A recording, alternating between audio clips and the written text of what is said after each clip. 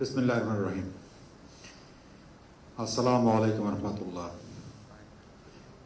জাতীয় ঐক্যমত্যের কমিশনের সম্মানিত সভাপতি এবং দেশের প্রধান উপদেষ্টা ডক্টর মোহাম্মদ প্রফেসর ইউনূস এবং তার সহকর্মীবৃন্দ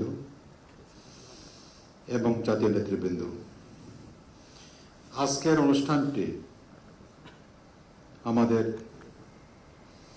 সমস্ত কার্যক্রমের শেষ পর্যায়ে আমরা পৌঁছেছি। আজকে ডাকার কথা ছিল না, আমি হঠাৎ করে শুনলে দেখলাম যে আহ্বান করা হয়েছে। ভাবলাম জরুরি অবস্থা মানে কি জন্য জরুরি অবস্থা, মনে হলো জরুরি অবস্থা মনে হয়ে গেল আমার কাছে। যাক, আলহামদুলিল্লাহ আমি দেখলাম যে ঐক্যমত্য কমিশনের মাননীয় চেয়ারম্যান এবং অন্যান্য যারা আছেন তারা সবাই যেভাবে কথা বলছেন, এটা মনে হলো না যে এমন কিছু ঘটনা ঘটে গেছে যে জরুরি তলব করতে হবে। তারপরেও হয়তো ওনাদের কাছে আর কিছু কথা থাকতে বলবেন ওনারা, আমরা প্রধানমন্ত্রীর কথা শুনবো। সবচেয়ে বড় কথা হচ্ছে আমরা দীর্ঘদিন একসাথে বসে আলোচনা করে পরস্পর ভিন্ন মতামত মিলেমিশে একটা সনদ তৈরি করেছি।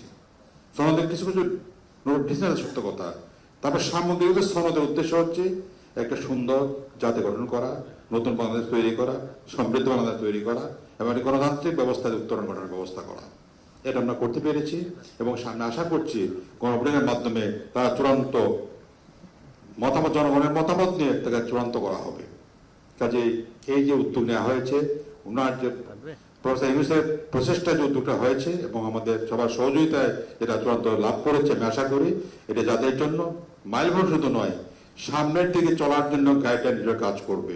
বা আমরা যে মতে পোষণ করি না কেন, যারা দেশকে ভালোবাসি, এর উন্নতি চাই, কল্যাণ চাই এবং সমৃদ্ধি চাই, তারা এই জনদের ভিত্তিতে আমরা সামনে এগিয়ে যাব। যারাই ক্ষমতা আসুন না কেন, যাদেরকে জনগণ নির্বাচিত করুন না কেন, তারা সবাই মিলে কিন্তু আমাদের আবু সাইদ মুগ্ধের এবং হাজারো মানুষের অবদান এবং প্রায় কয়েক হাজার লোকদের আত্মত্যাগ এবং বঙ্গত্ব বরণের মাধ্যমে যে সনদ লাভ করতে পেরেছি, আমি মনে করি এটা আমাদের জাতির জন্য এবং কি সারা দুনিয়ার জন্য উদাহরণে থাকবে ইনশাআল্লাহ।